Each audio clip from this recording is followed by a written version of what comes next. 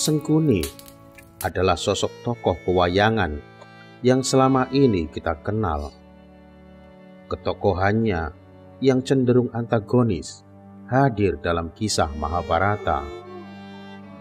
Kisah Mahabharata dalam kitab Veda ini dianggap sebagai kisah mitologi keagamaan. Namun, ternyata sosok Sangkuni adalah sosok historis. Sangkuni atau Saubala, patronim dari Subala, adalah seorang tokoh antagonis dalam wiracarita Mahabharata.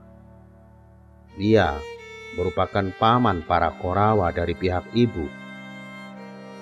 Sangkuni terkenal sebagai tokoh licik yang selalu menghasut para Korawa agar memusuhi Pandawa. Ia berhasil merebut kerajaan Indraprastha dari tangan para Pandawa melalui sebuah permainan dadu. Menurut Mahabharata, Sangkuni merupakan personifikasi dari dua parayuga, yaitu masa kekacauan di muka bumi, pendahulu zaman kegelapan atau Kali Yuga. Dalam pewayangan Jawa, Sangkuni sering dieja dengan nama Sengkuni. Ketika para Korawa berkuasa di kerajaan Hastina, ia diangkat sebagai patih. Dalam pewayangan Sunda, ia juga dikenal dengan nama Sang Kuning. Dalam kitab Mahabharata disebutkan bahwa Sangkuni merupakan pangeran dari kerajaan Gandhara pada masa pemerintahan Subala. Adik perempuannya yang bernama Gandhari dilamar untuk dijadikan sebagai istri Destarata, seorang pangeran tunanetra dari Hastinapura. Sangkuni marah atas keputusan ayahnya yang menerima lamaran tersebut. Menurutnya, Gandhari seharusnya menjadi istri Pandu, adik Dhritarashtra. Karena terlanjur terjadi, ia pun mengikuti Gandhari yang selanjutnya menetap di istana Hastinapura.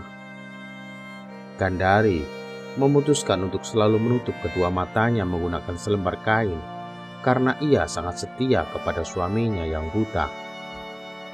Gandhari berputra 100 orang, dikenal sebagai 100 Korawa, yang sejak kecil diasuh oleh Sangkuni. Di bawah asuhan Sangkuni, para Korawa tumbuh menjadi anak-anak yang selalu diliputi rasa kebencian terhadap para Pandawa, yaitu putra-putra Pandu. Setiap hari, Sangkuni selalu mengobarkan rasa permusuhan di hati para Korawa, terutama Korawa sulung yang bernama Duryodhana. Baik dalam versi Mahabharata maupun versi pewayangan, Sangkuni merupakan penasihat utama Duryodhana, pemimpin para Korawa. Berbagai jenis tipu muslihat dan kelicikan ia jalankan demi menyingkirkan para Pandawa.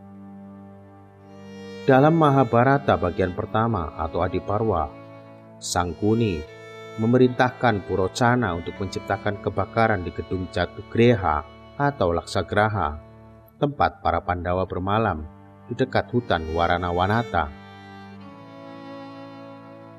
Namun, para Pandawa dan ibu mereka, yaitu Kunti, berhasil meloloskan diri dari kematian.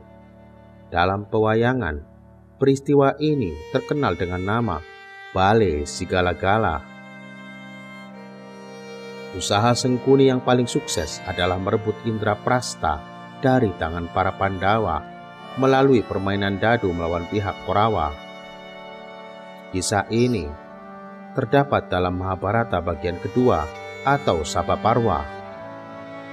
Peristiwa tersebut disebabkan oleh rasa iri hati Duryodhana atas keberhasilan para Pandawa membangun Indraprastha yang jauh lebih indah daripada Hastinapura. Atas saran Sangkuni, ia mengundang para Pandawa untuk bermain dadu di Hastinapura. Dalam permainan itu, Sangkuni bertindak sebagai pelempar dadu Korawa. Dengan menggunakan ilmu sihirnya, ia berhasil mengalahkan para Pandawa sedikit demi sedikit. Harta benda para Pandawa jatuh ke tangan Duryodhana, termasuk istana Indraprastha dan istri mereka Draupadi. Mendengar Draupadi dipermalukan di depan umum, Dewi Gandhari, ibu para Korawa, muncul membatalkan semuanya. Para Pandawa pun pulang dan mendapatkan kemerdekaan mereka kembali. Karena kecewa, Duryodhana mendesak ayahnya, Drashtarashtra, supaya mengizinkannya untuk menantang Pandawa sekali lagi. Drashtarashtra tidak kuasa menolak keinginan anak yang sangat dimanjakannya itu. Maka permainan dadu yang kedua pun terjadi kembali. Untuk kedua kalinya, pihak Pandawa kalah di tangan Sangkuni. Sebagai hukuman, mereka harus menjalani hidup selama 12 tahun di dalam hutan dan dilanjutkan dengan menyamar selama setahun di suatu negeri. Jika penyamaran mereka sampai terbongkar, mereka harus mengulangi kembali selama 12 tahun hidup di dalam hutan, dan begitulah seterusnya. Kerajaan Gandhara muncul dalam kisah epik Mahabharata dan juga kisah Ramayana. Raja Gandhara yang bernama Sangkuni merupakan akar dari segala konspirasi mengenai pertentangan antara Duryodhana dan para Pandawa yang mengakibatkan meletusnya perang di Kurukshetra. Dalam Mahabharata, kerajaan ini turut berpartisipasi dalam perang di Kurukshetra dan memihak Duryodhana. Kerajaan Gandhara atau Gandhara Barat berada di wilayah Provinsi Kandahar di Afghanistan. Sedangkan Gandhara Timur berada di wilayah Pakistan. Puskalawati, Taksasila atau sekarang disebut Taksila, dan Purusapura atau sekarang disebut Peshawar merupakan kota di kerajaan Gandhara. Taksasila didirikan oleh adik Rama Ragawa Bharata. Kemudian keturunan Bharata memimpin kerajaan tersebut. Selama zaman Mahabharata, Gandhara dipimpin oleh Subala, ayah Sangkuni. Sangkuni dan juga putra Sangkuni kemudian melanjutkan kepemimpinan di Gandhara. Arjuna mengalahkan putra Sangkuni selama misi berkampanye untuk upacara Aswamedha Raja Yudhistira. Gandhara yang dalam bahasa Pashtun bernama Kandaron, dalam bahasa Urdu Kandahara, bahasa Sanskerta Kandahar adalah kerajaan kuno di wilayah India Barat, tepatnya di lembah Sungai Swat dan Kabul serta dataran tinggi Potohar. Kini, wilayah Pakistan Utara dan Afghanistan Timur, kota utamanya adalah Purusapura yang kini bernama Peshawar. Secara harfiah, Peshawar bermakna kota para manusia. Kerajaan Gandhara berlangsung sejak periode Weda sekitar 1500 sampai 500 sebelum Masehi hingga abad ke-11 Masehi.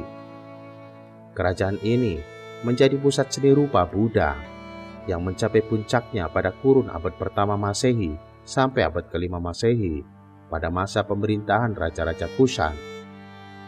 Sejarawan Al-Biruni menyebut kerajaan ini dalam nama Persianya adalah Shahi untuk menyebutkan wangsa penguasa dari Kabul Shahi yang menguasai wilayah ini sebelum penaklukan Muslim pada abad ke-10 dan ke-11 Masehi. Setelah ditaklukkan oleh Mahmud dari Ghazni pada tahun 1021 Masehi, nama Gandhara lenyap. Pada bahasa pemerintahan Muslim, kawasan ini diperintah dari Lahore atau Kabul. Pada masa Mughal, kawasan ini termasuk dalam provinsi Kabul. Nama Gandhara mungkin memiliki beberapa arti. Secara teori, yang paling menonjol mengaitkan namanya dengan kata Khan atau Gan yang berarti keharuman dan Har yang berarti tanah. Maka, definisi paling sederhana adalah tanah wewangian. Namun, ketika dianalisis secara kritis, wilayah yang dikenal sebagai inti Gandhara di sekitar lembah Peshawar secara historis tidak memiliki hubungan atau kepentingan yang dapat diverifikasi secara historis terkait dengan aroma, baik melalui bunga, rempah-rempah, makanan, dan lain sebagainya. Teori lain yang lebih mungkin dan didukung secara geografis adalah bahwa kata Khan atau Gan berevolusi dari Kun yang berarti baik atau genangan air. Dan memang kata Gan muncul dengan banyak nama tempat lain yang terkait dengan air, yaitu Gandau atau Gandab yang bermakna kolam air, dan juga Ganderi yang bermakna gundukan air, Taskan, batu berdinding kolam, dan Yarkan juga nama terkait, dan karenanya memegang alasan bahwa tanah itu bisa dikenali sebagai tanah danau. Karena ini menandai wilayah antara sungai Indus dan Kabul yang subur.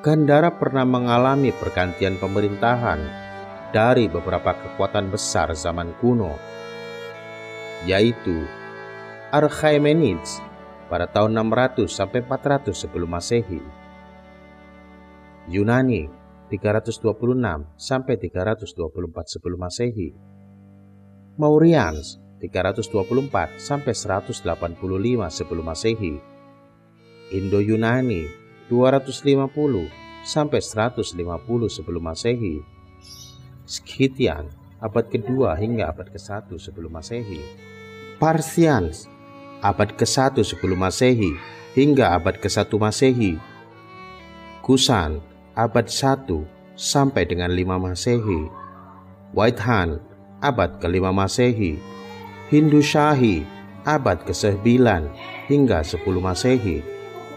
Kemudian penaklukan Muslim pada saat periode sejarah India. Kembali ke kisah Mahabharata. Pada hari terakhir Bharatayuddha, Sangkuni bertempur melawan Bima. Kulitnya yang kebal karena pengaruh minyak tala bahkan sempat membuat Bima sulit mengalahkan Sangkuni. Penasihat Pandawa selain Kresna, yaitu Semar, muncul memberitahu Bima bahwa kelemahan Sangkuni berada di bagian dubur. Karena bagian tersebut dulunya pasti tidak terkena pengaruh minyak tala. Bima pun maju kembali. Sangkuni ditangkap dan disobek duburnya menggunakan kuku pancanaka yang tumbuh di ujung jari Bima. Ilmu kebal Sangkuni pun musnah. Dengan beringas, Bima menyobek dan menguliti Sangkuni tanpa ampun. Meskipun demikian, Sangkuni hanya sekarat tetapi tidak mati. Pada sore hari itu, Bima berhasil mengalahkan Duryodhana, pemimpin 100 Korawa. Dalam keadaan sekarat, Duryodhana menyatakan bahwa dirinya bersedia mati jika ditemani pasangan hidupnya, yaitu istrinya yang bernama Dewi Banowati. Atas nasihat Kresna, Bima pun mengambil Sangkuni yang masih sekarat untuk diserahkan kepada Duryodhana. Duryodhana yang sudah kehilangan penglihatannya akibat luka parah segera menggigit leher Sangkuni yang dikiranya Banowati. Akibat gigitan itu, Sangkuni pun tewas seketika. Begitu pula dengan Duryodhana. Demikian kisah tokoh Sangkuni yang secara historis dan fakta sejarah merupakan tokoh yang berasal dari Afghanistan. Sampai jumpa di kisah-kisah selanjutnya hanya dengan tinta pena di Anong Anong TV. Salam Meduluran.